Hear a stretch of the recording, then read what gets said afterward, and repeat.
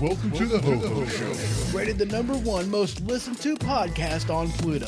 So join us now as we discuss news, politics, current events, and so much more.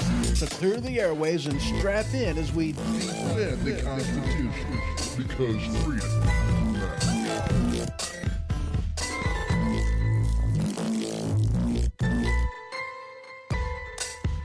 Broadcasting live from the Park Studio. Welcome to the Ho-Ho Show, and as always, I'm your host, Ho-Ho. So how y'all's doing? I hope you're doing good. I really do. Today we've got a few things to talk about. Excuse me. We really do.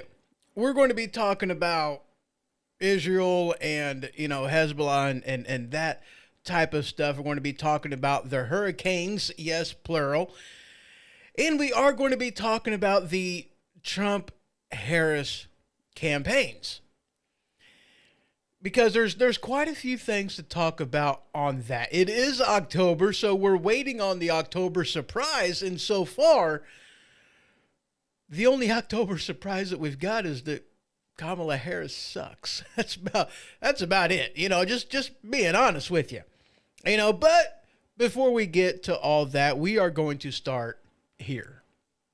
Now, y'all know how I like to start the program. I like to start off with a little bit of satire. I like to start off with the Babylon Bee, because they are just my favorite whenever it comes to satire. I mean, they really are, because it's not just satire. It's satire with a purpose. And nobody does it better. And this headline, which is absolutely hilarious. It makes me laugh. Headline: now is not the time for independent thinking, Obama tells black Trump supporters. And yes, that basically actually happened. It did. Because he went out on the campaign trail to help out Kamala Harris. And basically is what he did is he addressed black voters, basically telling them that, look, stop voting for Trump. You need to support Harris because she's black. She's a woman, grow up. That's, more or less what he said, We also got this headline from the New York Times. Black voters drift from Democrats, imperiling Harris bid, poll shows. And I hate sometimes how they do headlines. I really do. They all suck at it. But this little picker here showing the percentage of black voters. 2016 estimates have Democrat support at 92%, Republican support at 7%. 2020, 90%. Democrat, Republican, 9%. And then 2024, it shows Democrat support at 78% and Republican support at 15%. And that is very, very telling of their support. And that type of thing goes, not just with black supporters, but it also goes among all minorities. They're all switching from Democrat and going to Trump, going to Republican. And, really, it's no surprise to me because a lot of people are waking up to the fact that, the government doesn't have your best interests at heart. I mean, you look at what's been going on recently, and it's like, holy crap, we're going to be talking about the hurricane. And, it's just, it's horrible. The government response and everything that goes along with it. And they're trying to distance themselves, but it's like, on one hand, they're distancing themselves. On the other hand, you look at what it is they're saying about it, and they're saying exactly what we're saying that they're saying about it. So how can you distance yourself whenever they're being, they are their own worst enemy? I mean, that's about the best way you can put it. And from what I have seen and heard, is that among black men, those numbers are even worse. I believe it's like 20% of black men, and I believe that was above the age of 20, or it was 30. I don't know. Black men above the age of, let's just say 20, 25 was even more. It was like, 20%. And that is damning to Democrats. It really is. And the funny thing is, the Trump's, or the Republicans' best asset, the Trump campaign's best asset is Trump. You look at his campaigns, you look at everything that's going on, you look at what his responses has been to, the assassination attempts, and yeah, Trump's doing a good job. Trump just, I don't even remember when, but he went back to Butler, Pennsylvania, and it was, holy crap, the response.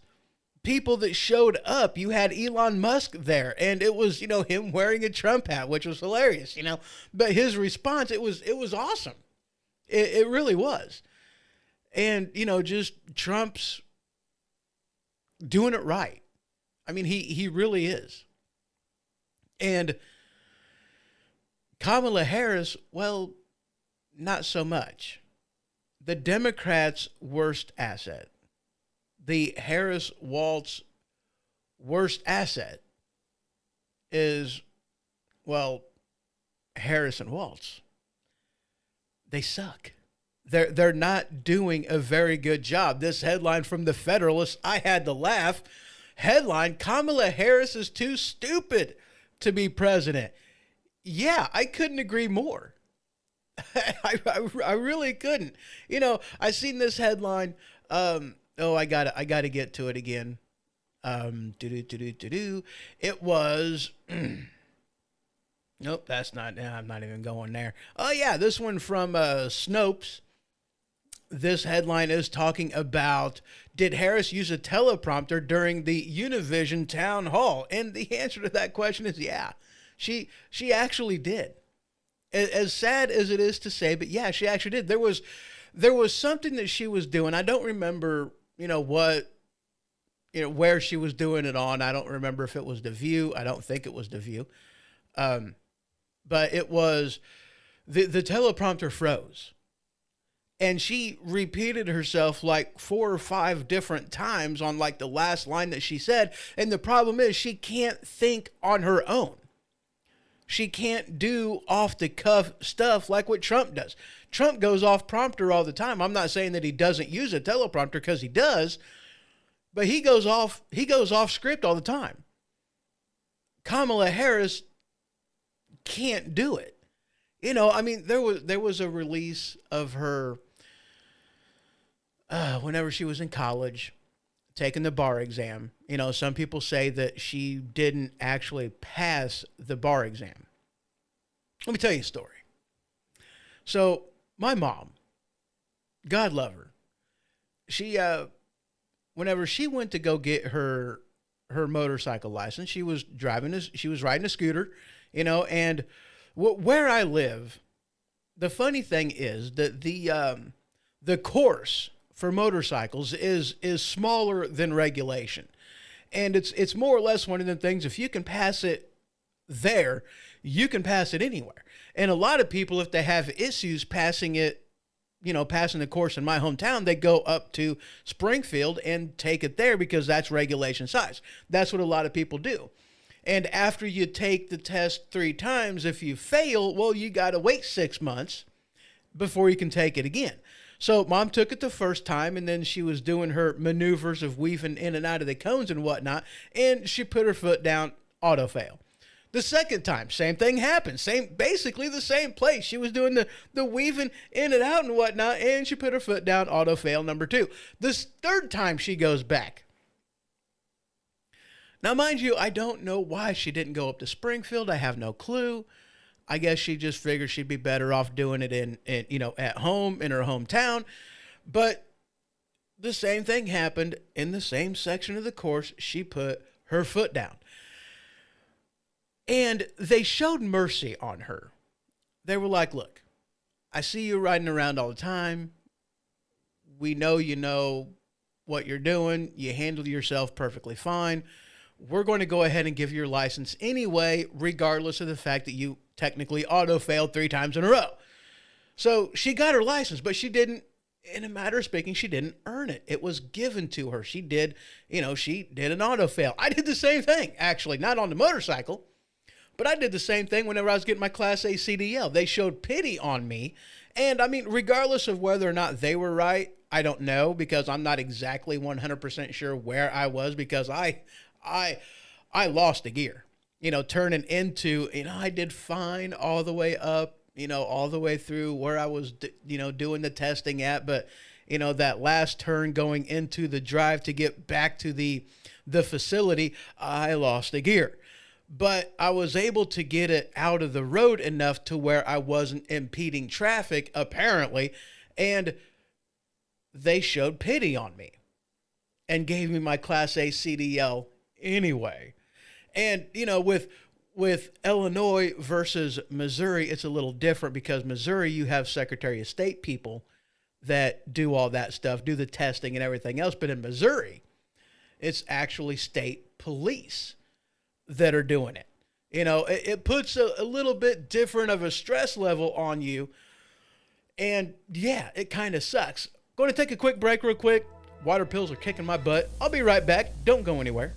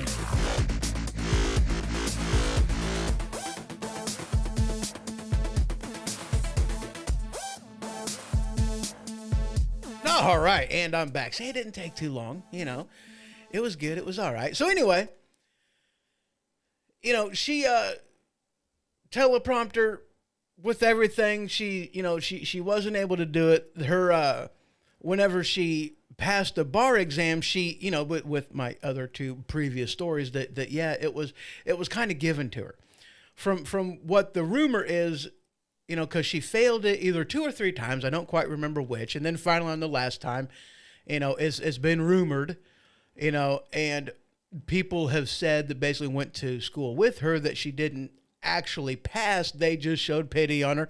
She had the right name. She did the right thing. She did the Madonna thing, like a prayer. And there you go.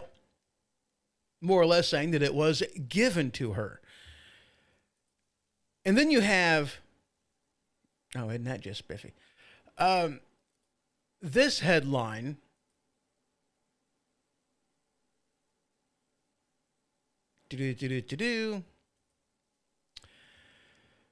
Okay, so let me rewind a little bit, or let me go with this from this direction. So, how I said before, Kamala Harris's worst attribute in the Harris Walz campaign is herself. Okay. What the campaign has been doing, more or less ever since the beginning, is trying to distance themselves from the Biden-Harris administration. That's what they've been trying to do. Because, well, I mean, look at what's been going on. All right. You've got high inflation. You know, gas at the pump has gone up tremendously. You've got the price of goods and everything has gone up like 20+%. You know, you've got the border crisis going on with how, I don't even want to say how porous the border is. I mean, it's basically not even there. You know, they're not doing anything to try to stop the flow. In fact, the border bill that the Biden-Harris campaign keeps going after Trump about, you know, him shutting it down. But regardless of whether he did or didn't, it was a crap bill. It really was. It didn't do anything to stop the flow, to limit the flow, to slow the flow. It didn't do jack squat to do any of that. What it did was hire some, you know, agents and put them on the border more or less for processing to get them across as quickly as possible. That's all it did. It didn't actually stop or slow the flow. That's why Republicans didn't support it, because it didn't do what they said it was supposed to do. You know, kind of like the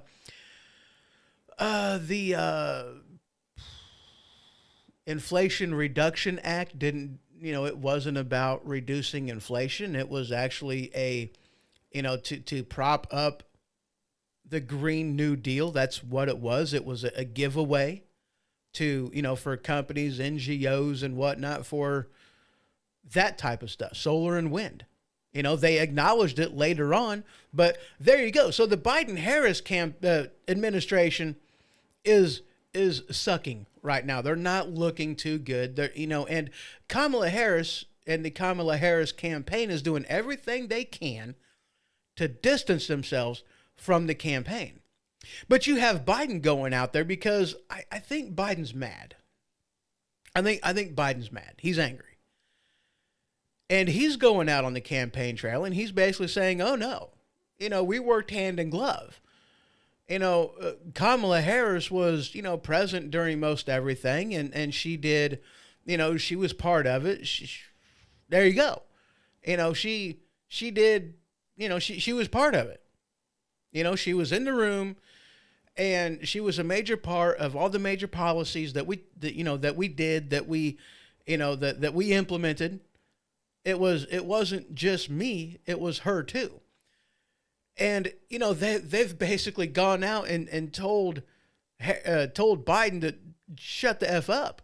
It's like we're trying to change the narrative. We're trying to tell people that she had nothing to do with it. And here you are going out there going, she had everything to do with it.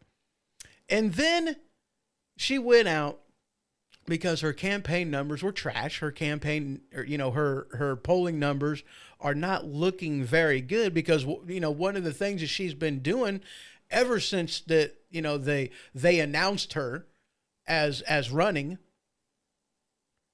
which, I mean, she wasn't elected, she was selected. But, you know, things weren't looking good for her, and part of the reason was because, you know, and like in 2016 with Biden, she was running from the press. She wasn't doing interviews. She wasn't doing spots. She wasn't doing anything to help things about. You know, she wasn't letting people get to know her and what her policies were. And the two that she did were not good. You know, they got a lot of flack from it. It wasn't good. And so she went on this campaign to, well, get herself out there. And then this happened on The View. Let me go ahead and let you listen to this. I mean, holy crap. If anything, would you have done something differently than President Biden during the past 4 years? There is not a thing that comes to mind in terms of, and I've been a part of most of the decisions that have had impact. Yeah. The work that we have done, for example, capping the cost of insulin at $35 a month for our seniors is something I care deeply about allowing Medicare to negotiate drug prices. Yes. And bring the cost of prescription medication down for seniors, but my intention is to expand that for all Americans. The work we have done to invest in American industries, whether it be in terms of manufacturing and creating almost 800,000 new jobs around manufacturing. All right, I'm cutting that there. I'm cutting that there. So, yeah, you know, the biggest thing that the Harris campaign has been trying to do is distance herself from the Biden-Harris administration. And here she goes out saying, no, there wouldn't be, you know, nothing comes to mind. There wouldn't be any difference between the Biden-Harris administration than what there will be to the Harris-Walz administration. Yes, you know, she's campaigning on kind of like what Obama did, hope and change, but yet she's going out there and saying that everything's going to stay the same and probably get worse because with some of the things that she would want to do. And it's like, you know, she tried to walk herself back on that a little bit. And I don't think that people really bought that because whenever she went on Colbert, you know, she was basically asked the same question. And she was like, well, you know, I'm obviously not Biden. And, you know, Colbert's like, well, yeah, kind of like a duh. We have eyes, we have ears, we can see that, we can hear that. You know, you're not Biden. And then she goes, oh, and most importantly, I'm not Trump. And then she had to a roaring cheer. And it's like, okay. So, yeah, you're not Biden, but yet you're not Trump. Okay, but yet you've already said that you wouldn't have done anything different. You was present in the room and were a major part of some of the decisions that were happening. And, yeah. Her worst asset is herself. Man. So yeah, that the Kamala Harris media blitz. This headline is from Fox News. The top 5 friendliest moments from Kamala Harris's media blitz, the next president of the United States. That's how she was introduced on The View by Whoopi Goldberg. Now, granted, I'm no fan of Whoopi. I'm really not, you know. She had some good movies back in the day. Sister Act, I'm a huge fan of that show. It was a great show. Sister Act 2, not quite as good, but it was still pretty stinking good. You know, she had Jumpin' Jack Flash, Ghost, which was an awesome movie. You know, she had some good ones out there. You know, back in the day, some good ones. She was on Hollywood Squares for years. And now she's on The View. And, you know, this is actually kind of funny because I didn't actually know this. But The View was actually supposed to be multiple views, not just one. Okay. But anyway, The View was one of the places she went on. And yeah, I mean, it was nothing more than softball throws. They gave her the opportunity to say that, oh no, things are different. Things will be different. And, you know, she failed at that completely. The other one she did was Stephen Colbert, and of which case she, and hello, Brian, over there in YouTube land. He puts in and goes, Whoopi is not very funny, though. Yeah, she's not, you know, and I don't think she is either. I really don't. But Stephen Colbert is the other one that he did, and she drank beer with him. I think it was a Miller High Life is what she did. And I don't know if you seen or heard any clips from that, but, I mean, it really was cringe. I mean, holy crap, because Dave in there, and welcome Dave over there in YouTube land, goes, she's not funny at all anymore. And yeah, I would completely agree with you. She's not. I think she tries too hard, but you know, whatever. But her on, in fact, she's sad and way too angry. Yeah. So yeah, she was on Stephen Colbert. She drank a beer with him, and it was just cringe. You know, one of the things that I think that is really holding Kamala Harris back, or Kamala, however you say it, or, you know, hat tip to to Matlock of Voice of the Working Man podcast, Camel Toe Harris. Kind of fitting, especially considering how she got her start. Just saying. It was cringe.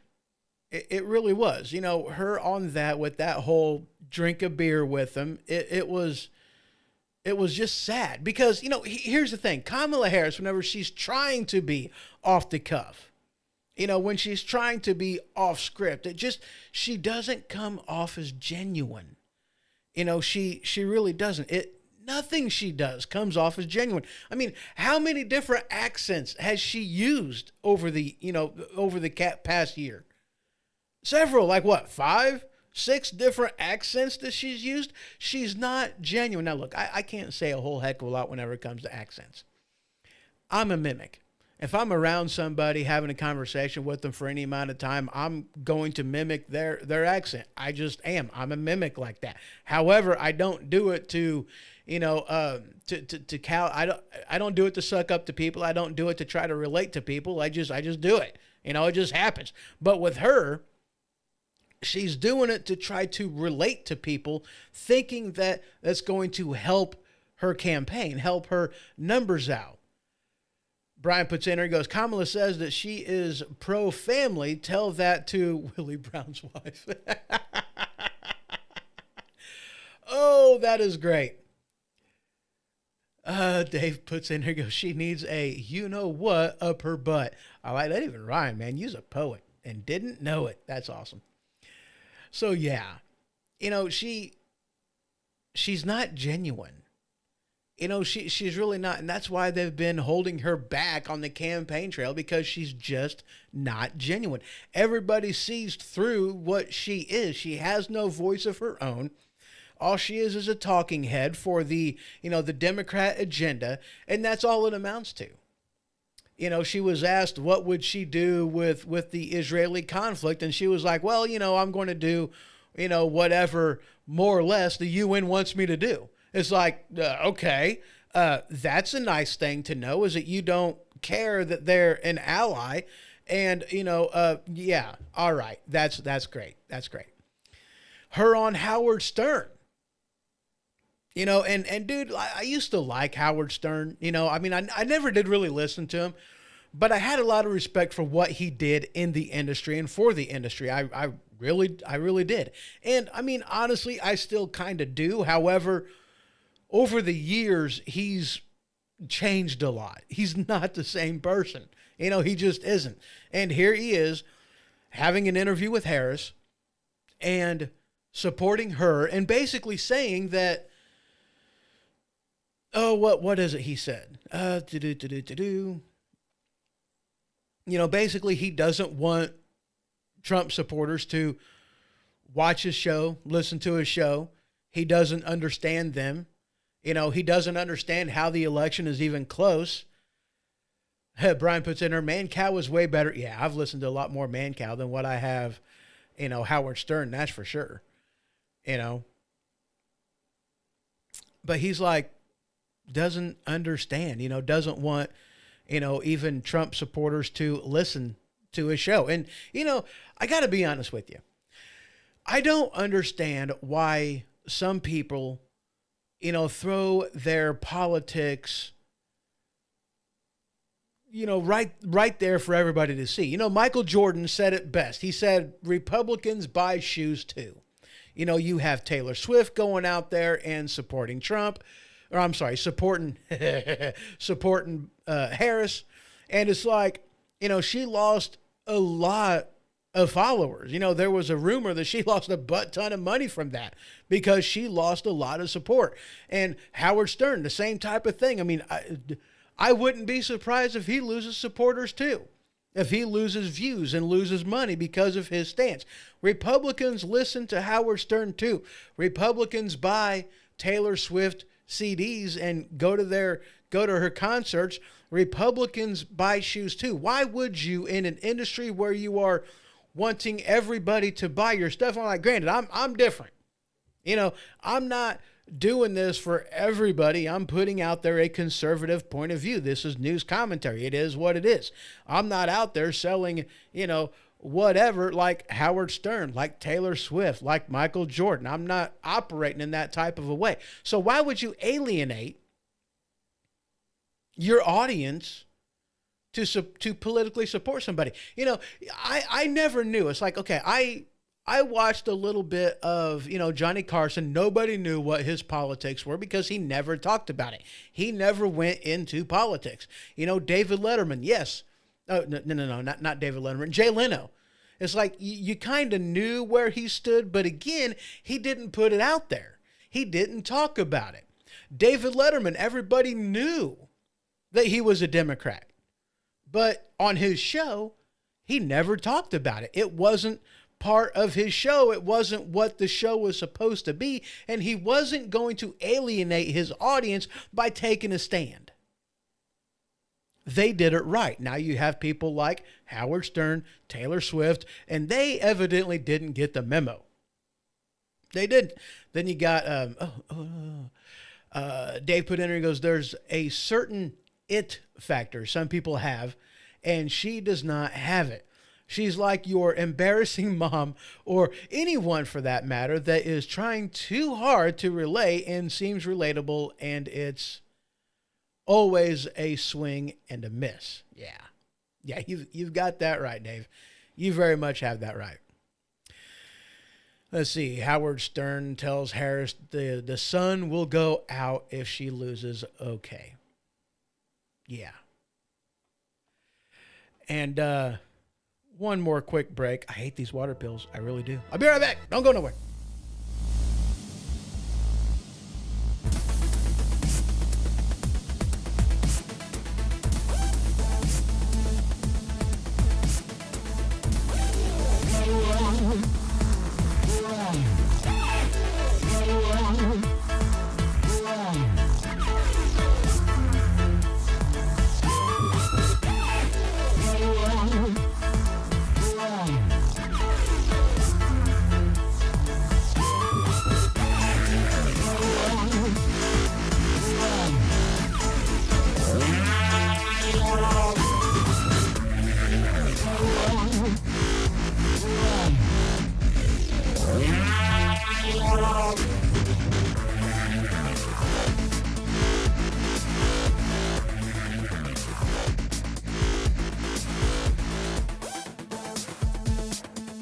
All right, and we are back. Let me go ahead and shut that off. And it's only got 7 seconds, whatever. It's toning it down anyway. So yeah, I took my pills early, in hopes that, by the time the show came around, maybe things would tone down a bit and I wouldn't have these results. And, I apologize for that. I really do. So let's go ahead and get back into it. And I'm not going to be taking regular breaks today. I'm just going to be doing short ones because I don't think the bladder's going to cooperate. But anyway, let's get back into this. So, yeah, she went on this media blitz, and it's just been cringe. It really has been. And then there was, okay, I got to talk about this. I really do. So she went on, I gotta look this up because I don't remember what the name of it is.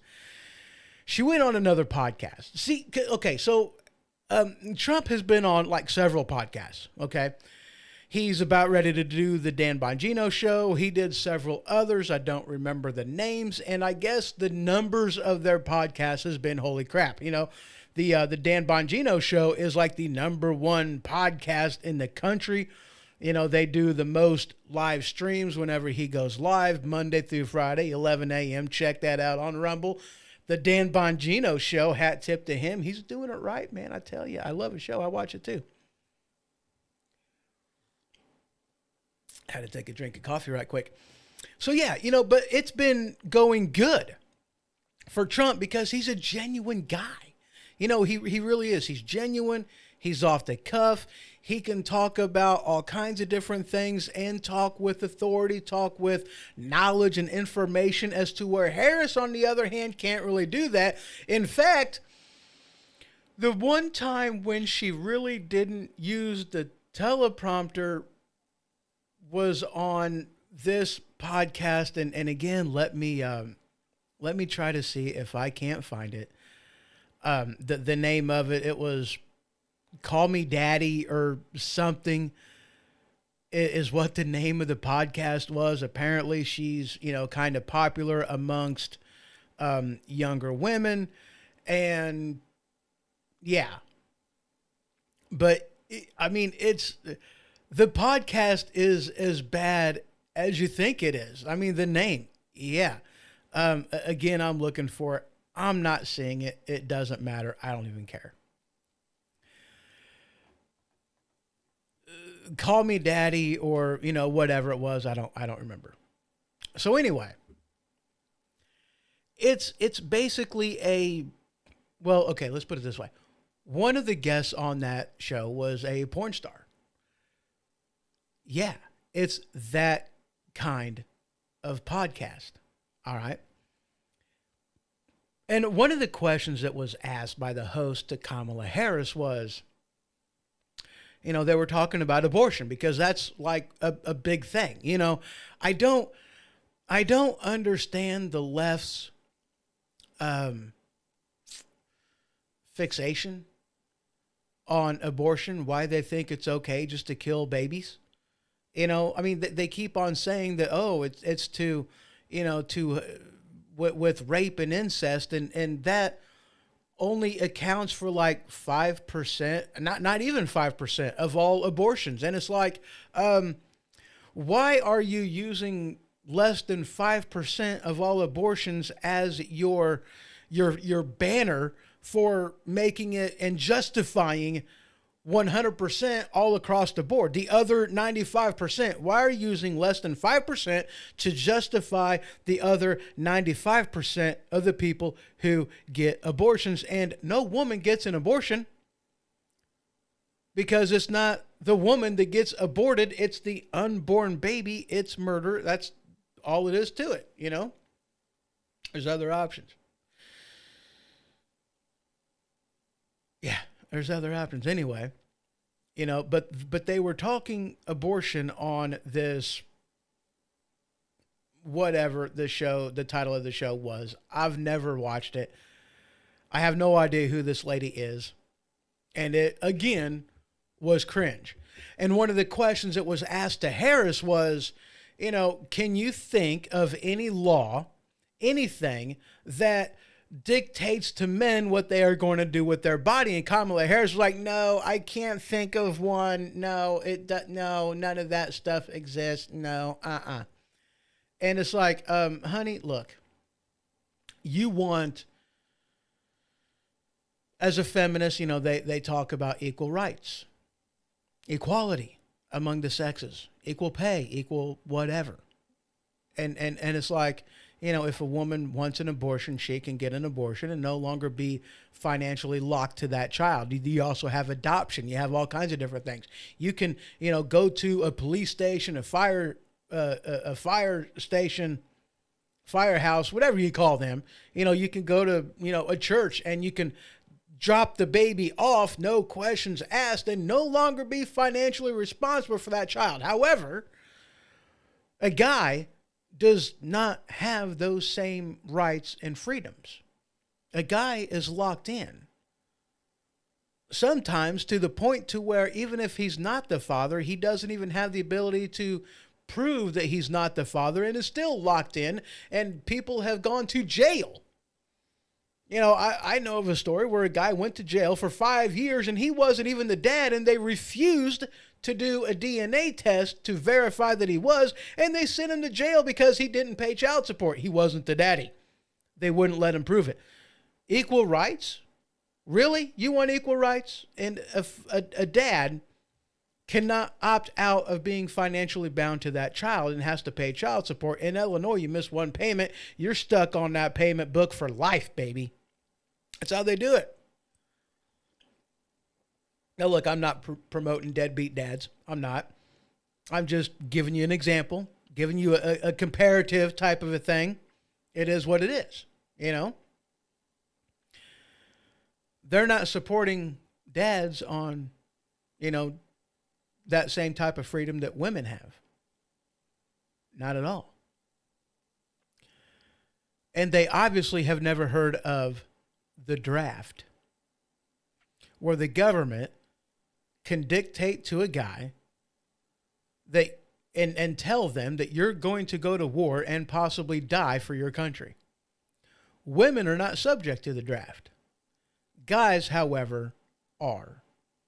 And they're wanting to tell us that there's no law that dictates what a man can and can't do with his body? Really? Are you subject to the draft? No, you're not. There's a prime example right there. You have the ability to go into a doctor's office and kill your unborn baby. A guy may get sent off to war and die for his country. And you're going to tell me that, never mind. So yeah, there is that. All right, let's see here. Moving on, because I think I've kind of gone the distance with this one. Let's go into this, because this is interesting. It really is. Now look, there's been some positive things that's been happening recently, because, you know, look, the 2020 election was just riddled with, okay, let's see, how do I want to word this? Fraud, yeah, sure, okay. Discrepancies, yeah. Unconstitutional decisions that were made, well, you may argue, but yeah, because the Constitution says the legislative branch, it doesn't say anything, emergency or not, that, you know, a judge can do it by fiat, or a governor can do it, you know, change election laws just because it's politically convenient for whatever reason. Nothing in the Constitution allows for that. Nothing at all. Okay. And you had that happen quite a few different times. So, you know, I mean, yeah, I can't really say that it was a free and fair election. There was too much shenanigans that went on. Can I say that Biden won the election? No, I cannot. Can I say that Trump won the election? No, I cannot. What I can say definitively, because there is proof supporting the fact that it was not without its issues. I can't say that it was, because it wasn't. And there are far too many facts that has come to light, you know, between November of 2020 and today. A lot of facts has come to light.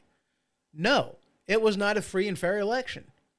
I can't say who won, because there was too much shenanigans that happened. And one of the things that we have been trying to do ever since then is make it to where there is integrity in the election. I mean, come on. If you can't trust the election, David put in there, goes, not without its issues, is very well said. Thank you. It had its issues. There's no denying that. You can't run away from that. It is factually accurate. I have... And I might go ahead and post this again on this magazine, but I have, you know, an article that I put together that I got from somewhere else. It's a PDF of the 5 states and the discrepancies that are in there. You know, Pennsylvania, Michigan, Georgia, you know, and a couple others. You know, it's like, yes, these discrepancies are there. You can't deny that, you know. Dave also puts in and goes, all elections should be 100% issue free. Yeah, it should be. I mean, granted, that'll never happen.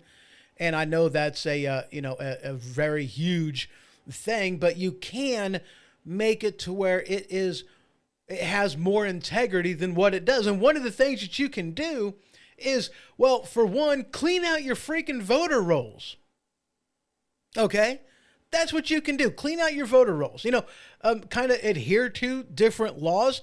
This headline from the NPR. Let me go. Oh, wait. Let me clear out crap first.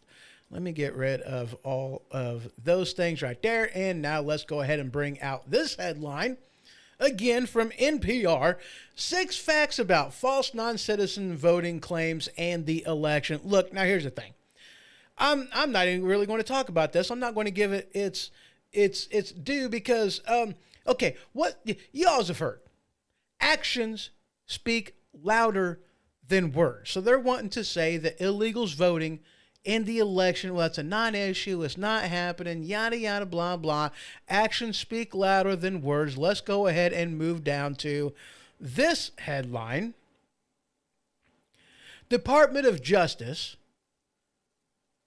sues Virginia over removing non-citizens from voter rolls ahead of November election. That headline is from Just the News. And yes, that's happening.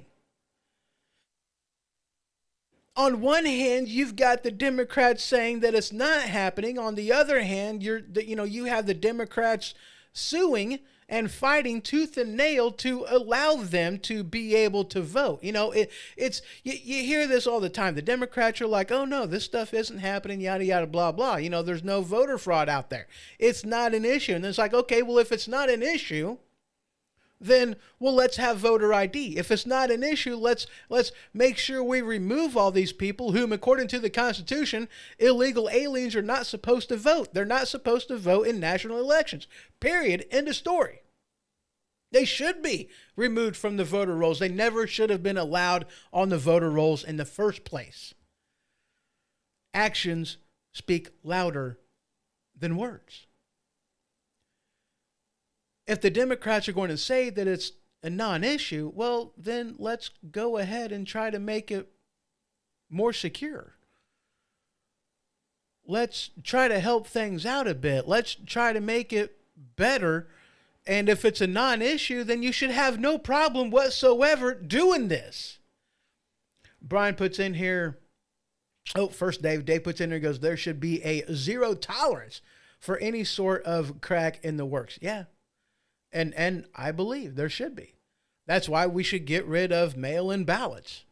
Back in 2012 or 2008, I don't remember which, and I don't even remember which news organization it was. I think it was a New York Times, but I'm not 100% sure. They even said that, mail-in ballots has a far greater likelihood and are more susceptible to fraud. They are rejected for one reason or another far more than what, a actual hand ballot is. So they acknowledged back in 2008 or 2012 that mail-in ballots are bad, but yet that's what the Democrats wanted to go to back in 2020. Why? I don't know. Brian puts in here, he goes, Texas has 3 million illegals with driver's licenses, which can be used as an ID, the Texas Attorney General said. Yeah, and you're absolutely right, Brian. You're absolutely right. And that's one of the things that, I know this is the way it is in Illinois. You get your driver's license and you are automatically registered to vote. That's how they do it. And the only question that they'll ask you as far as your making it legitimate for you to vote is, are you a U.S. citizen? And you can say yes, you can say no. And the sad thing is there's absolutely zero verification that is done. In fact, in most states, it's illegal for you to try to verify.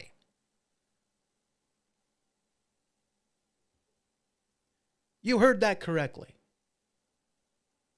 In most of these states, and I'm sure that Illinois is one of them, it's illegal for you to try to verify somebody's citizen status to make sure they're not an illegal alien and make it to where they can't vote. It's illegal to clean up your voter rolls. How ridiculous is that? But yet we're supposed to have faith in our voting, and it's supposed to be secure and fair, even though there is no. You can't trust it. And yeah, Brian puts in there, goes, Texas could turn blue forever. And yeah, I mean, they're actually in, it's a possibility. I mean, it really is. With the sheer amount of illegals that has crossed the border, it is a possibility that, Texas not only turns purple, but turns blue. And, once that happens, there's no going back. It's going to be a one-party system from then on out. It will be. There's not a damn thing you can do about it. There really isn't. It's just the way it is. And that's what the left wants. That's what Democrats want. But they're saying that, oh, hey, nice, a pop-up. So they're saying that, oh, no, you can have faith in the elections. You can do all that. But, you know, in the meantime, there you go. And I know that, like, in Florida a while back ago, you know, they wouldn't let Florida remove people that were dead from the voting rolls. They wouldn't let them remove people whom the federal, you know, they were using, or at least trying to use, the federal government, the USPS, the United States Postal Service, as a means by which to clean up their voter rolls, you know, from people whom have moved out of state, from people that have moved from one place to a different district and whatnot. They were trying to use the USPS as a means by which to clean up their voter rolls, and they told them, no, you can't do that. Dead people can't vote. You know, my father, my grandparents were Republican until the day they died. They're registered Democrats now.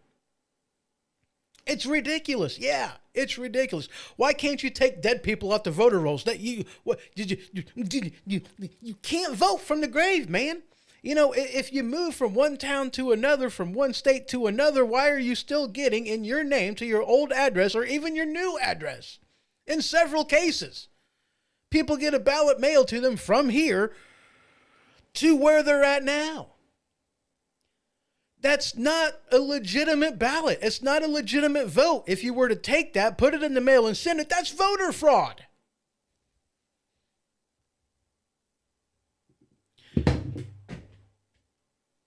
I love gravity. That's voter fraud, people. Another quick break. Love it. I'll be right back. Don't go nowhere.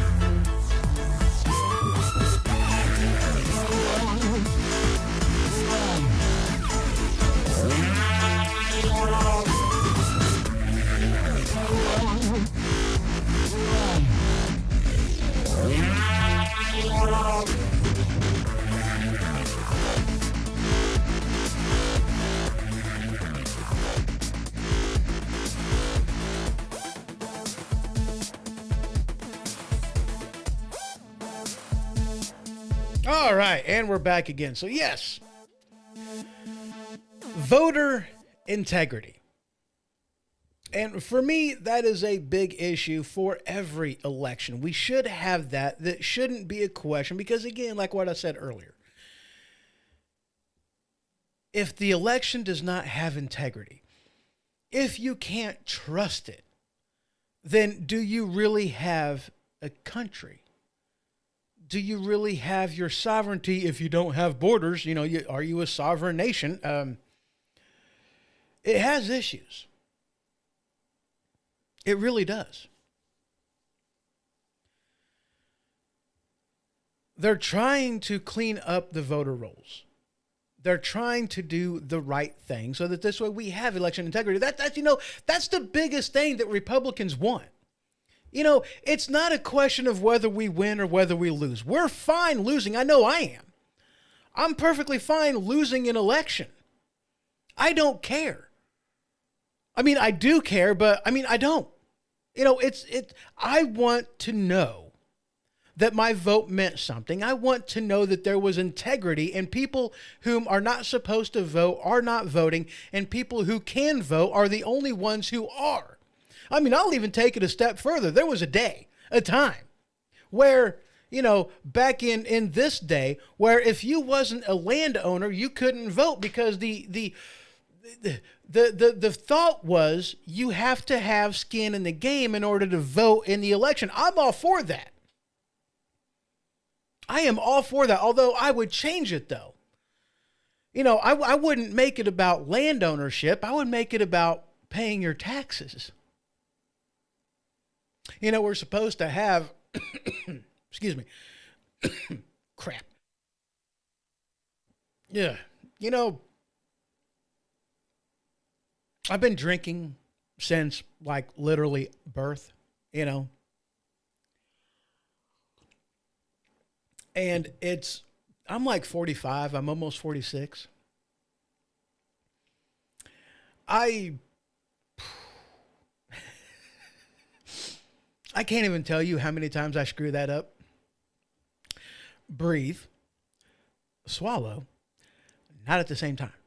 I screw that up all the time. I've been drinking since birth, and I can't get that. Anyway, what was I talking about before I choked myself? Voter integrity, I think. Anyway, let's move on because I totally screwed myself up. So yeah, voter integrity, yeah, there we go. I don't care whether we win an election, whether we lose an election. What I want to know is, did it matter? Brian puts in here because that explains a lot of things now. Yeah, I know. Drinking. Yeah, I know. I have no answers. I don't. But we want to know that there is integrity in our votes. That there's integrity in our elections, that we know that it was free and fair, that the people who are supposed to vote are voting. And that's where I was at. I was talking about having skin in the game. That's what I was talking about.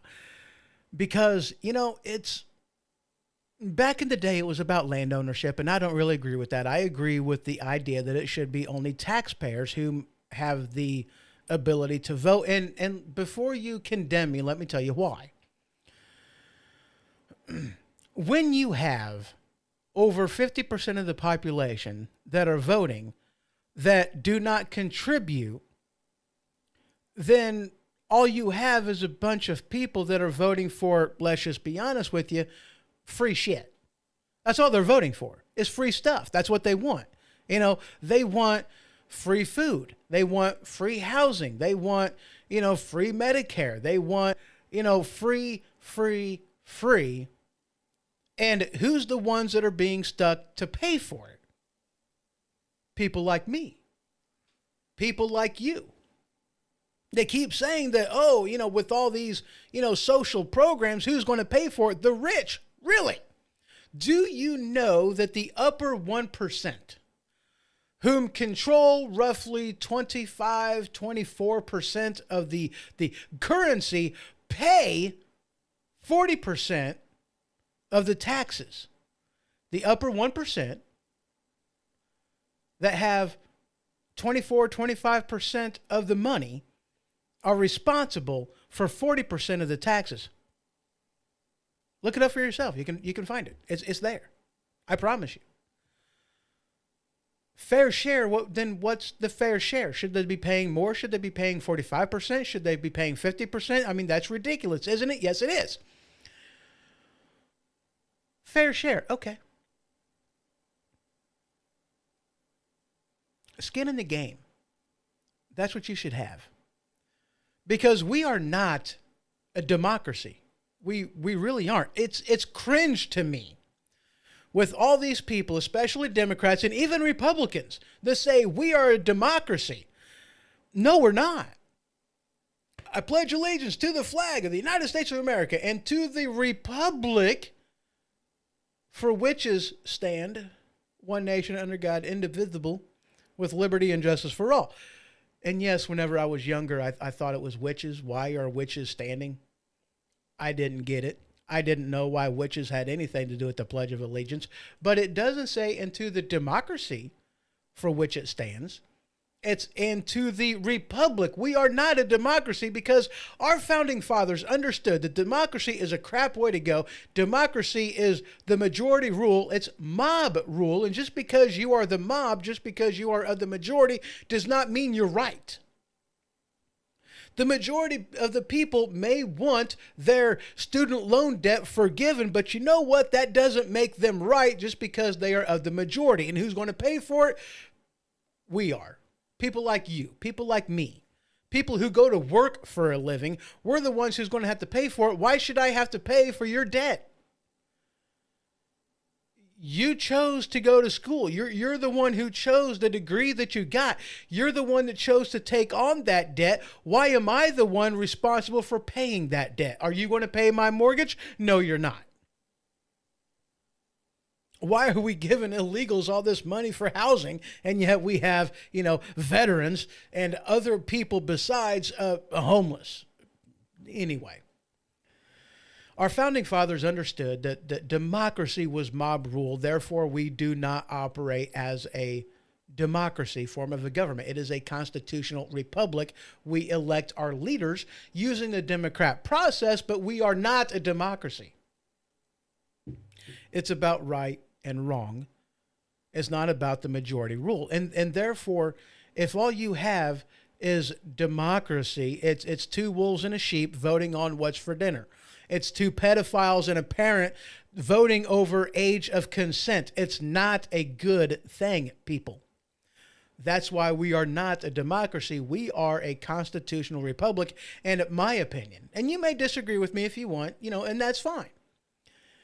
But if you don't have skin in the game, if your relationship with government on April 15th isn't a net negative, as in you pay in more than you get back from government, then you ain't got any right to vote where my money is spent. If you're a recipient of the government dollar, if you're on the government dole, you have no right to say where that money goes to. That's like giving your kids who don't pay any of the bills, who don't pay any of the rent, who don't pay any of that kind of stuff. It's like giving your kids equal share and more say than you. I mean, you're one of two parents with 5 kids. Does that mean that the 5 kids should dictate how the money flows in and out of the household? No, it doesn't. They don't contribute. They don't pay the rent. They don't pay any of the bills. That's why you don't give them a say. Because if you did, you would be broke and bankrupt. Oh, gee, look at us now. We're broke and bankrupt. Josh over there in Facebook land, good to see you, sir. He says, why are we still allowing our city, state, or government to force us to pay taxes? You know what? You got that right. You got that right. And yeah. Law apparently doesn't matter to these people. We know this because they just let illegals break the law, enter our country. They don't care about border agents that are trying to enforce the law and send them back home and deport them, but yet they want to hire 87,000 new IRS agents to make sure we pay taxes. Tell me how that makes any sense whatsoever. Yeah. Let's go ahead and talk about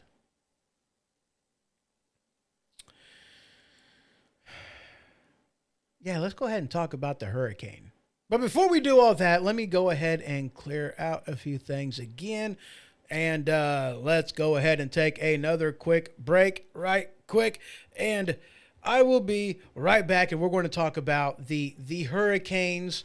And yeah, we got some things to talk about on that one. You're going to love this. It really is good. Just a minute. I'll be right back.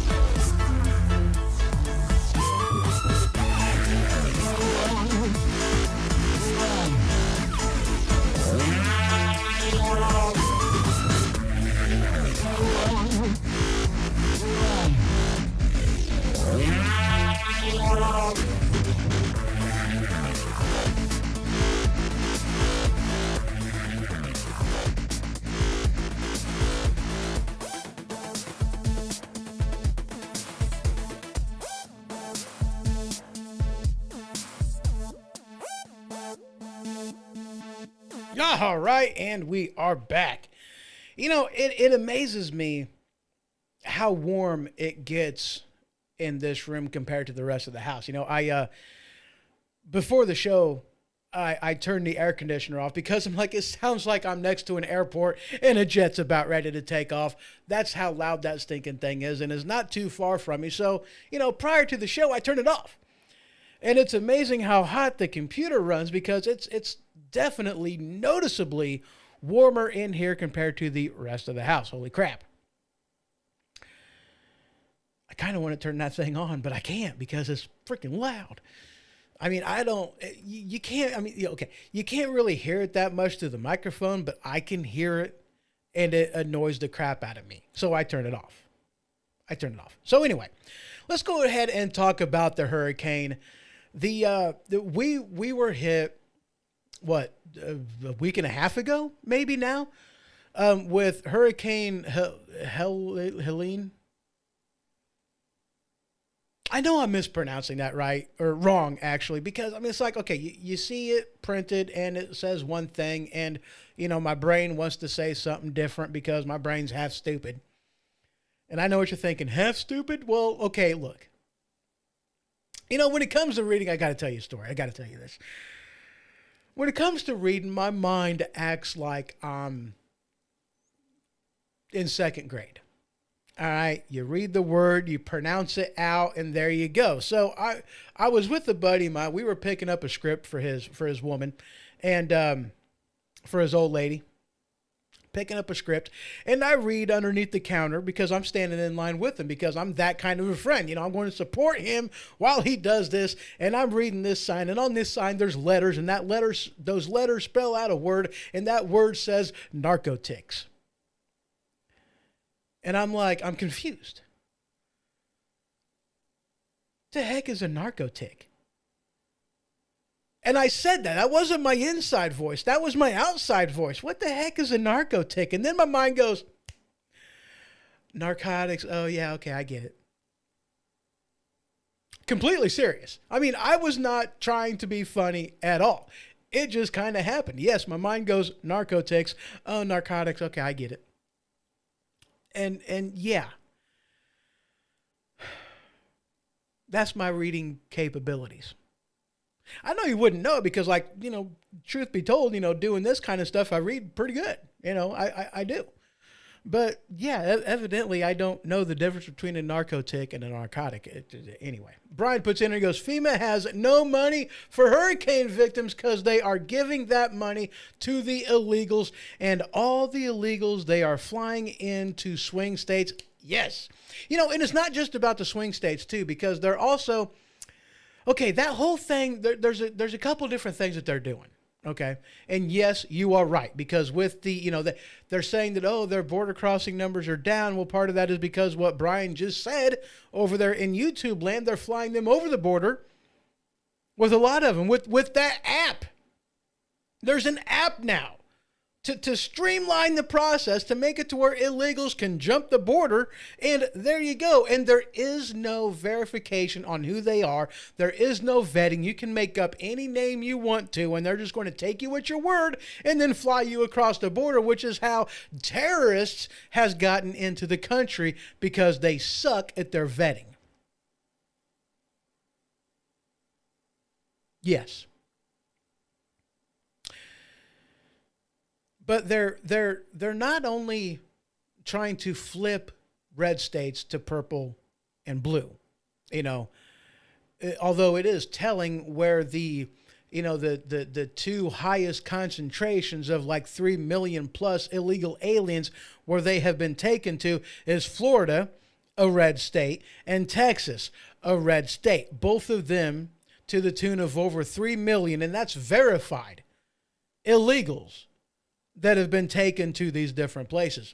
But I digress.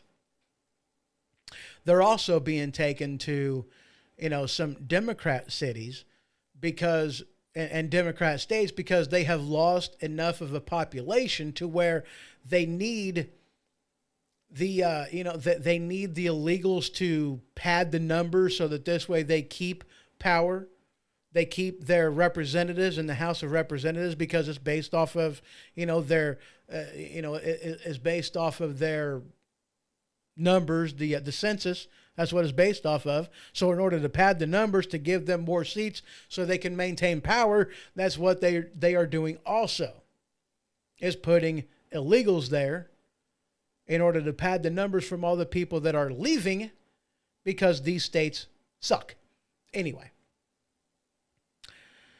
So yeah, as Brian puts in here, FEMA has no money for hurricane victims, and yes, that is absolutely true. Here we are, like a week and a half after Hurricane Helene, and just a few days after Hurricane Milton. And, okay, Hurricane Helene was freaking huge. I seen a map of what that thing looked like, and I even seen it alongside Hurricane Katrina, which is, one of the biggest hurricanes, most damage, hurricanes that we've seen in a long time.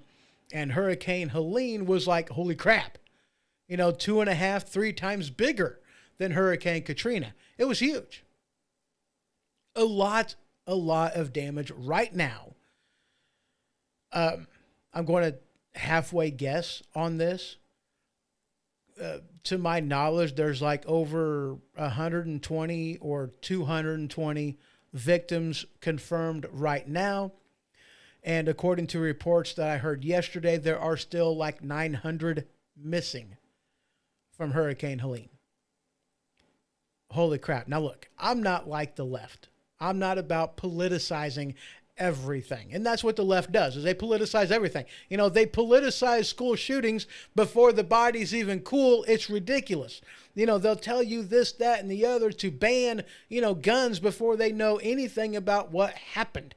And, they don't want to talk about the issues. They don't want to talk about the problem because according to them, the only problem is guns. Gun control ain't about the gun. It's about the control. We all know that. And you have on the government's own website, going back to what Brian said over here in YouTube, the government on their own website, on FEMA's own website, you have them proudly stating that they have given, this much to illegals, and they've given that much to illegal, in the tune of well over $1 billion has been given by FEMA. Okay. That's what they're saying. And they did it for relief to these various cities that are being overrun with illegals. You know what? If you'd shut down the damn border, you wouldn't be overrun with illegals. If you gave the Border Patrol and ICE, if you gave them the necessary funding, the necessary manpower, and the ability to actually carry out the law. Here's what I don't understand. Why in the world, let me just put it bluntly, why in the fuck do we have congressmen and women, Harris being one of them that has done it? I have seen this. I know it with my own eyes. I have seen it. I have witnessed it. Why are they going after, an AOC's another example, Alexandria Ocasio-Cortez, another example of this. Why are they going after ICE and Border Patrol for doing their job whenever they're Congress? If they have a problem with the immigration system, then they can change it. They're Congress. They have the ability to do so. If they have a problem with with how laws are carried out, then they're Congress. They can change them. If they have a problem with the system taking too long or costing too much, they're Congress. They can change it. But what they've been doing instead, my entire freaking life, I kid you not, even Reagan had this issue. The only thing they want to talk about is amnesty. They couldn't give two shits about actually fixing the problem. Are you kidding me? Anyway, if they wanted the problem fixed, they can fix it.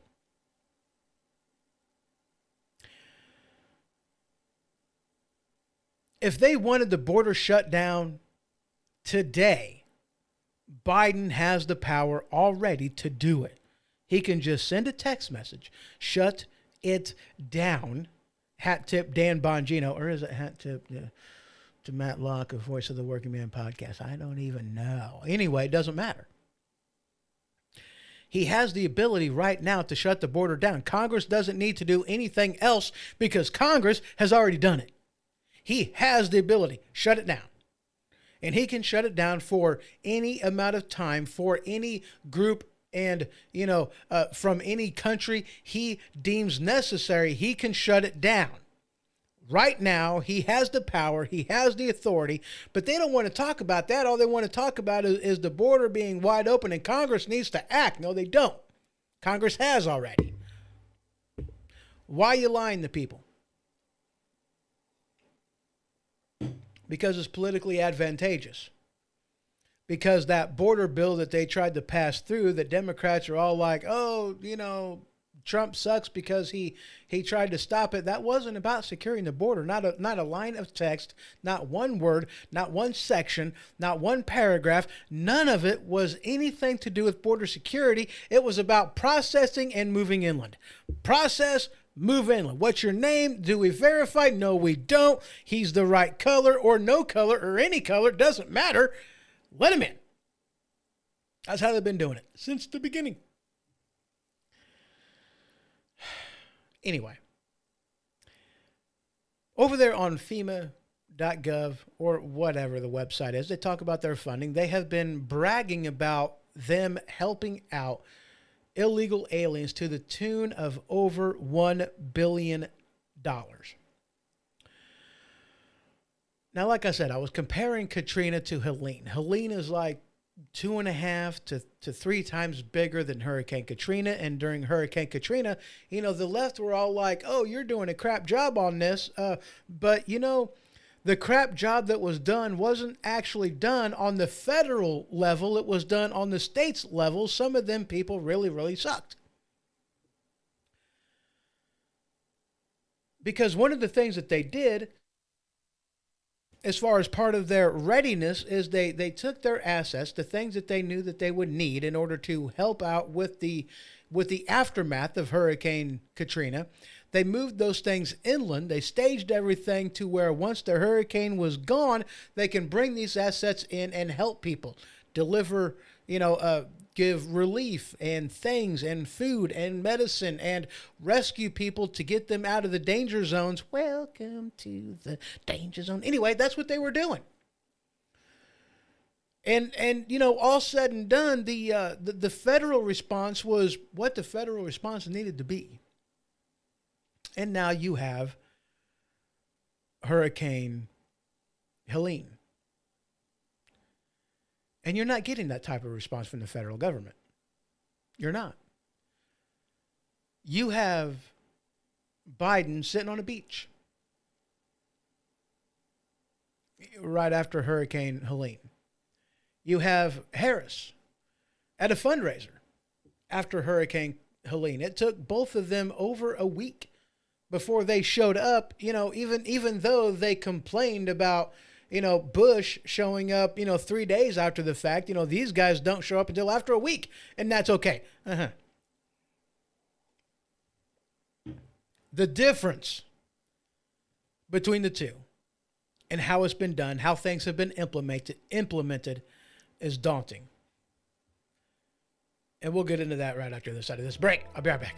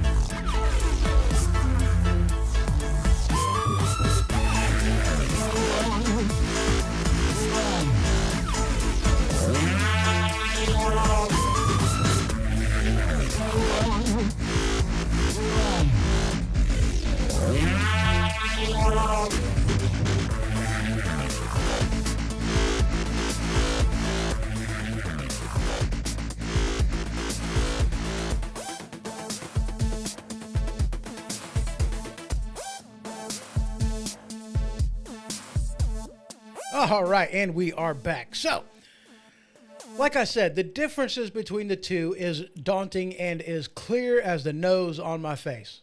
There it is right there. I'm looking right at it. Whew. You have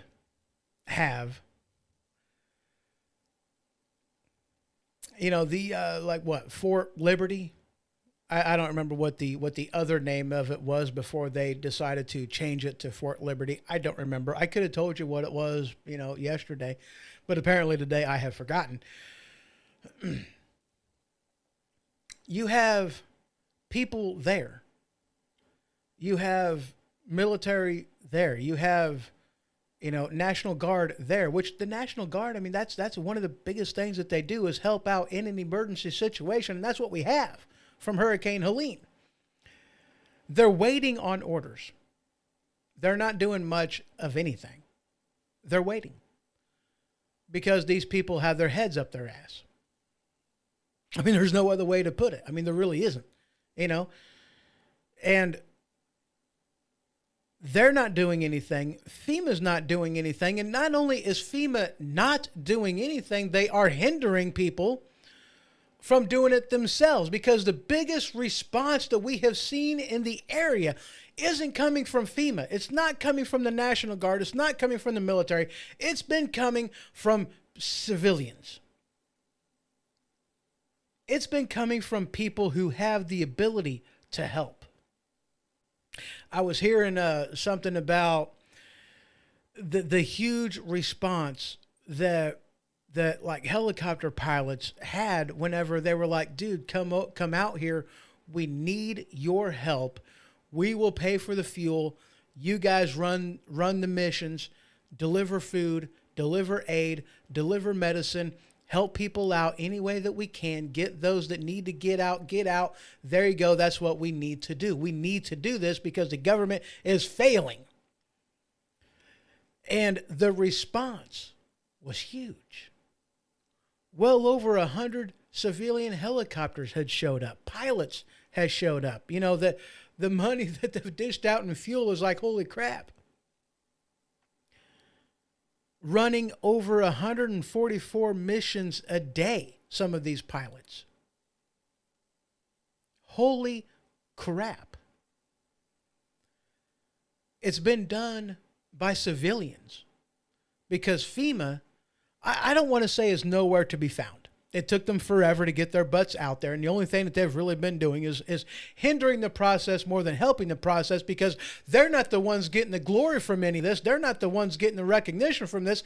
They are trying harder to stop civilians from doing what they are unwilling to do than what them actually doing what needs to be done. That's actually what's happening. That's what we're seeing. It really is ridiculous. It really is. But that's what's going on. You have truck drivers and delivery drivers and hotshot drivers, showing up with food, with aid, with everything else. And they're being told by FEMA that no, that they're not on the supported vendor list. They're not on the approved vendor list of vendor products. You got to turn around. Again, they're hindering the help. People trying to fly drones to, see what's going on and to get a better idea of where different people are at, so that this way they can better, help. And they're getting told by the FCC, stand down. People have been threatened with jail time for helping.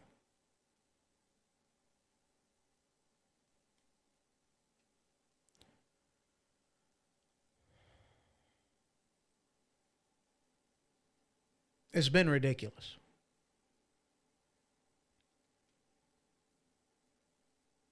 And they came out and they were like, oh no, we're almost out of money. We're almost broke.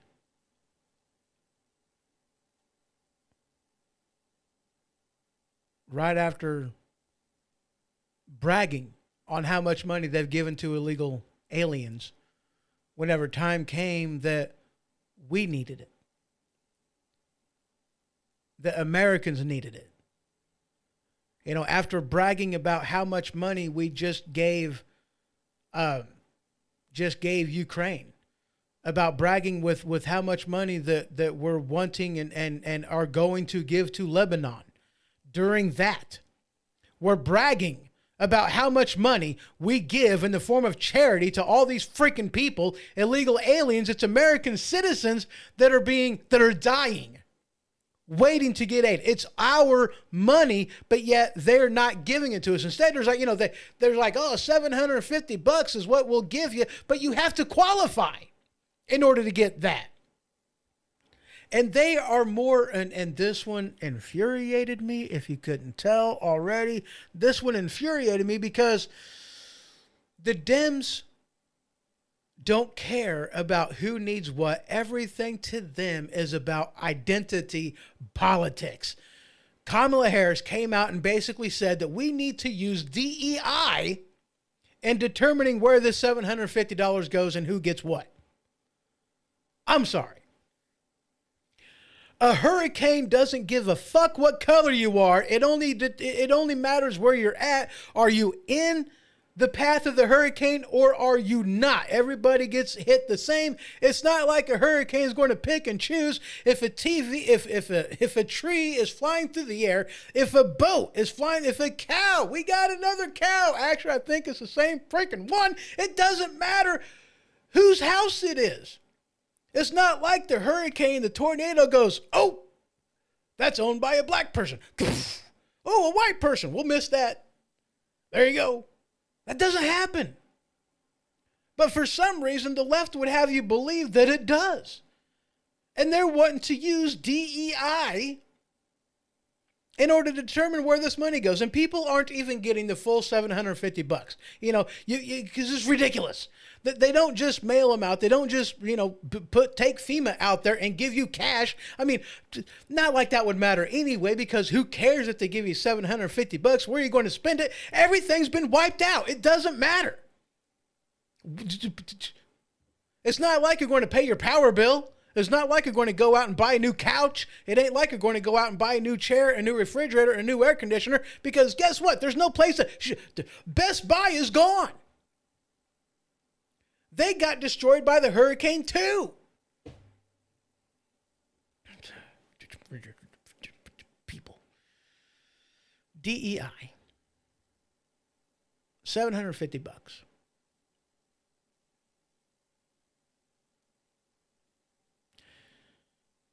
This headline from PolitiFact. Facebook users falsely say that the government gave only $750 to Hurricane Helene victims while handing 3,500 debit cards, $3,500 worth of debit cards to migrants. Well, guess what, people? It's not false. It's true. It's not misinformation. It's malinformation. Information that's true, but really makes the Democrats look like shit.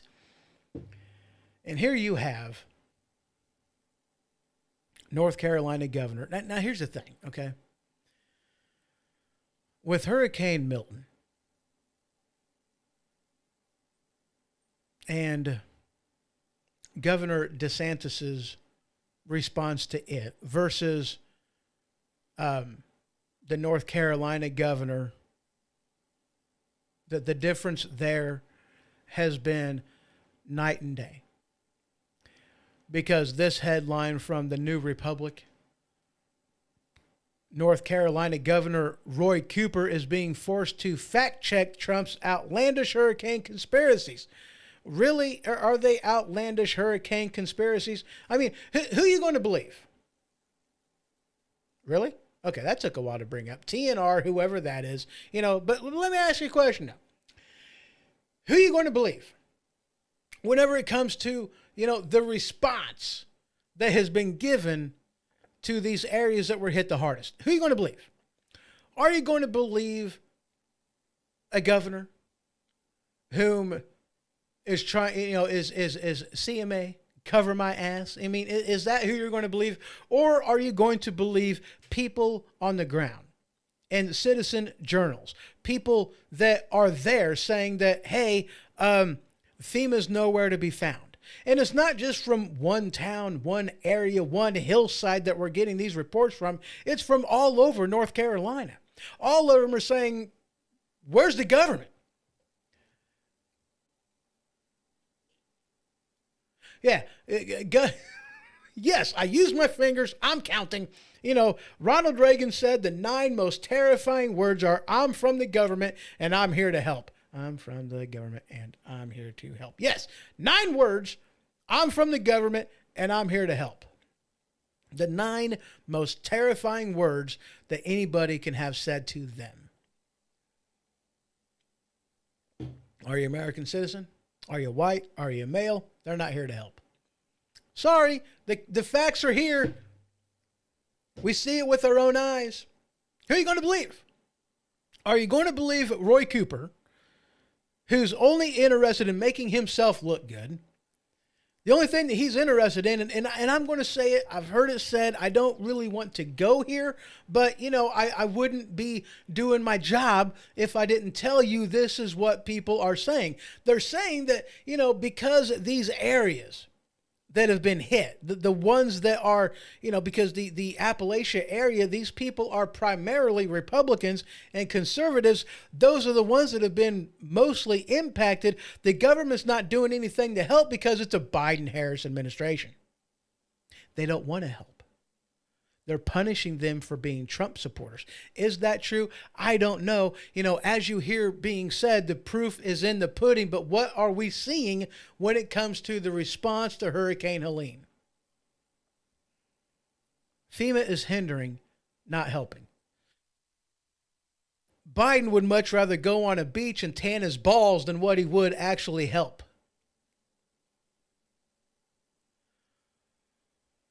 Harris would much rather go on the campaign trail in Hollywood than what she would actually help.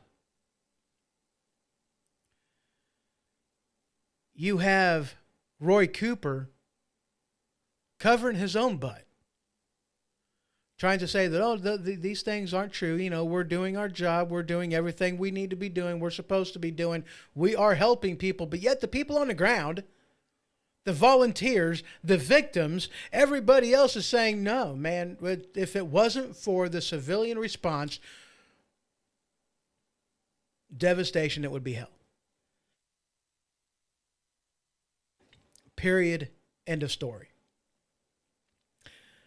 But you have, like I was saying earlier, you have a huge difference between Roy Cooper's response to Hurricane Helene versus DeSantis's response to Hurricane Milton. Now, granted, 2 totally different hurricanes. Milton wasn't, you know, not near the damage and devastation that we've seen in Hurricane Helene, but what you did see is a huge difference in how they treated it.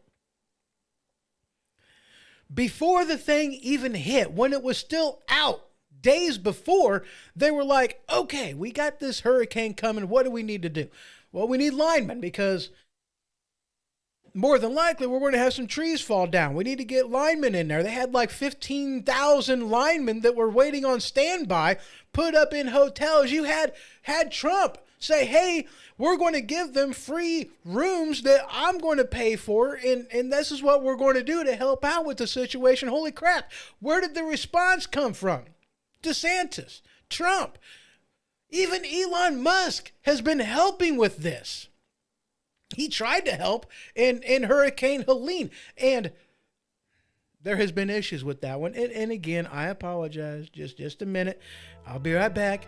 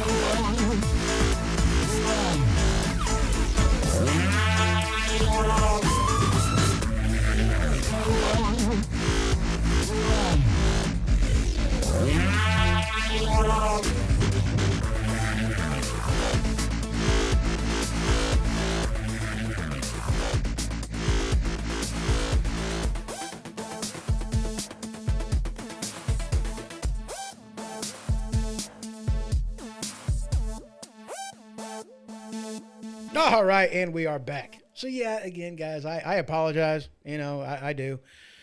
I'm working on it. Anyway, you've seen a huge difference between the governor response between Roy Cooper and Ron DeSantis. Yes, the two are not comparable. They're really not. You know, Hurricane Helene was extremely destructive. Like I said, like 2.5 times bigger than Hurricane Katrina, and the destruction shows.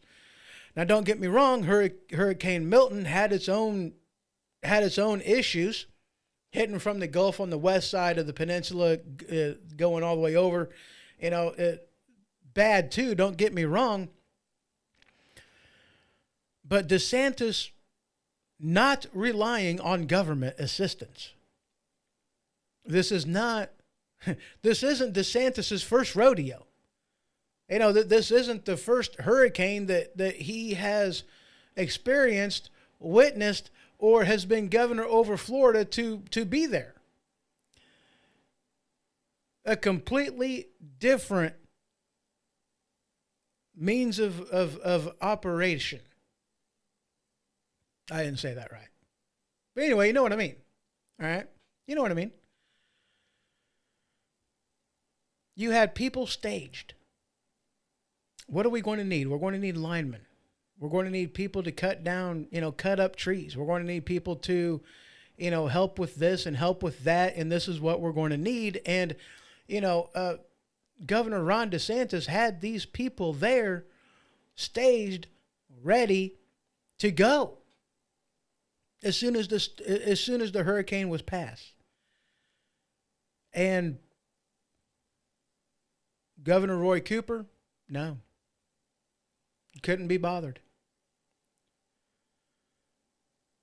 President, no, I didn't mean to say that.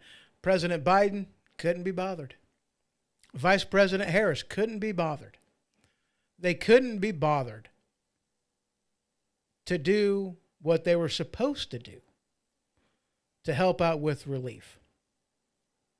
You know, you had, as I was kind of stating earlier, you had Elon Musk that was, said that, hey, I'll give Starlink to people, even if they don't have Starlink, I'll give it to them for free. Make sure that they can connect to the internet, because the only way that these people are able to get the $750 relief that FEMA has promised them, the only way for them to get that is if they go on an app or go on a website and apply for it. Well, the only way to do that is with the internet. They didn't have the internet. In fact, it was the FCC that was like, no. I had heard either yesterday or day before yesterday that, Elon Musk, they canceled. The government canceled the contract with Starlink to the very areas that was hit because, it's not beneficial. It costs too much. It's taking too much time, whatever. It's like we're canceling our contract with Starlink. And even with that, Elon Musk, having zero obligation to do anything,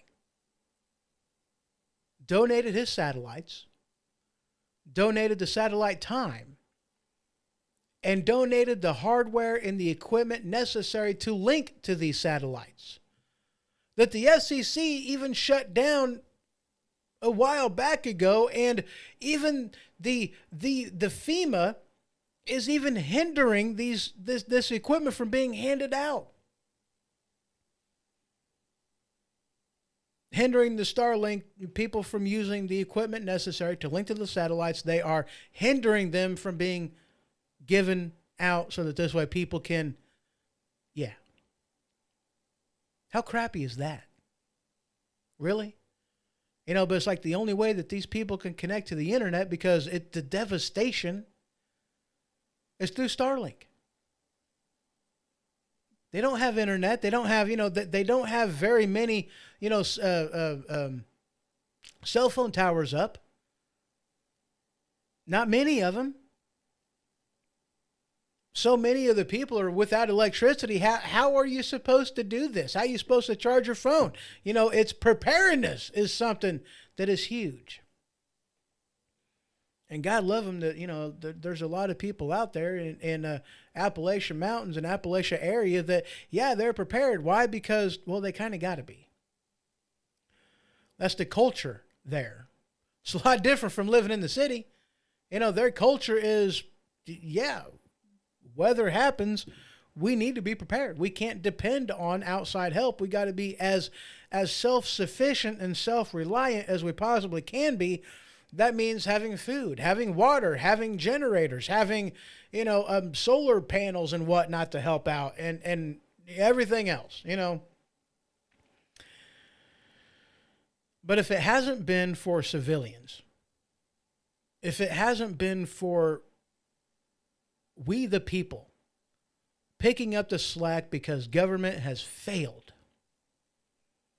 then the devastation would be unreal. And we still don't know the death toll of Hurricane Helene. They're wanting to keep everything quiet because we are too close to the election. They do not want the Harris-Walz campaign, administration, whatever you want to call it. They don't want this to look that bad. And it is. That's why you're basically seeing a media freeze on any of this information. They don't want it out. They don't want them to look bad. And I don't understand that. I really don't. Which is why I'm like, oh, they're punishing the people out there, because why would you do that? This close to an election where everything is on the line, why would you hang out to dry these people, whom could be potential voters? If you actually went in and did your job, you may change some hearts and minds. But they weren't interested in doing that. I don't get it. Why wouldn't you? Because the world is watching. America is watching. We're seeing how our money is being given to illegal aliens. It's being denied to U.S. citizens. If they would have come in and did the right thing, America was watching. We would have seen it. Maybe she wouldn't be purging support and voters and be losing in the polls as bad as she is if she would have done her damn job.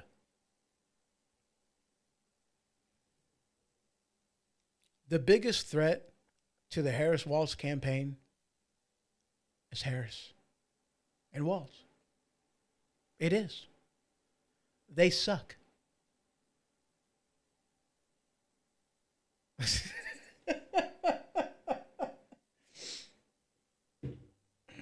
We all know how Harris climbed the political ladder. It was Madonna Like a Prayer. If you don't know what that song is about, I recommend going back and listening to it. Like a Prayer. I'll be honest with you. I had no clue until it was pointed out to me, and I was like, oh, how did I not know this? I've had a dirty mind for years. A dirty, sarcastic mind for years. I didn't know. I didn't know what Lola was about until somebody pointed it out to me. Again, I heard it at such a young age, it never clicked, and, it never clicked what it was about. I had no idea. I was like, Lucy in the Sky with Diamonds. I know what it's about now. I had no idea when I was younger, and as it should be, but, whatever. What I'm saying is, they had the opportunity to do the right thing. People was watching. They had an opportunity, and they chose not to. And that's the infuriating thing is they had an opportunity, and they failed. They didn't want to. It wasn't with they couldn't care less. Instead, they're in there doing damage control on all the bad crap that Harris has said. Instead, they're doing damage control by putting her out there for everybody to see, and it's just not working. It's really, oh my God. It really is ridiculous. I think I'm done. Oh, wait, that was the wrong button. Holy crap. Let me go through and real quick just kind of check on some things to see if there's anything else I want to talk about. Trump donated $25 million to hurricane relief. Yeah, see, again, a citizen, excuse me, helping out. Kamala trashed for sending aid to Lebanon while Americans are still suffering. Helene's aftermath opens new chance and controversy for Musk's Starlink. Again, the issue was, hey, here we go. Call her daddy. That was the what I was talking about earlier with the podcast that she had went on. Call Her Daddy podcast. You can see that one right there in the middle. Unfiltered, how presidential campaigns are engaging new voters, is on a sex podcast titled Call Her Daddy. Yeah. Okay. Anyway.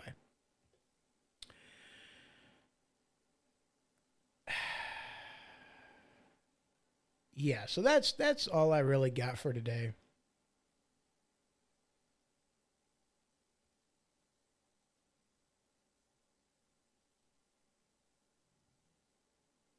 Okay. And by the way, if you all are interested in checking out the magazines that I use in the show, I have like 46, I think, in this magazine. Yes, 46 stories in here. You can head on over to the Ho-Ho Show, which technically takes you to hohostudios.com. And then just click on the, well, let me just show you.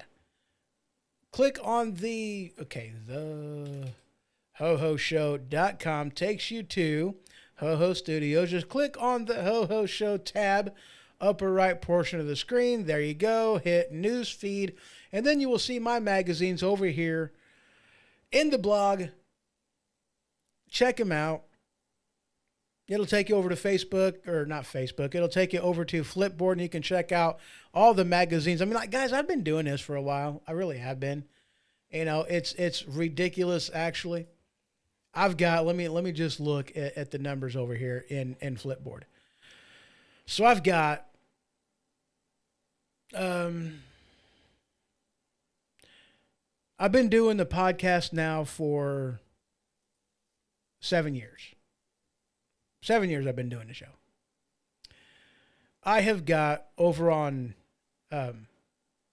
Spreaker, I've got 320 episodes currently, not counting this one, 320 episodes. And I have got 215 magazines that is available over there on Flipboard, with 6,000 different articles that have been put into these various magazines. I've been doing it for a little while. Just a little bit. And I make all of my references available over there on Flipboard. You can check them out. I do try to post them over on X and Facebook, and I put the links for the Ho-Ho Show and whatnot. I don't know if Flipboard is in there or not, too. I have no clue. I don't remember, but at any rate, it is there. So, yeah. Head on over there. You guys can check out the magazine and look at all the articles, because I always put more in there than what I actually use. You know, sometimes it's because I just don't get to articles that I want to get to. Other times it's because these are articles that interest me and I want to look at later, or it's just articles that I think are relevant. And I want to put in there so that this way others have the ability to look at them too. So there you go. That's why I do it like that. It's fun for me. Anyway, that's all I got for y'all today. That is it. Head on over to thehohoshow.com. Check out everything. And yeah. So y'all have yourself a great one. And I will see you in the next one. This has been The Ho-Ho Show. For more information, you can head to thehohoshow.com. And for the merchandise store, you can head on over to stinkpickle.com. That is stinkpickle.com. Until next time.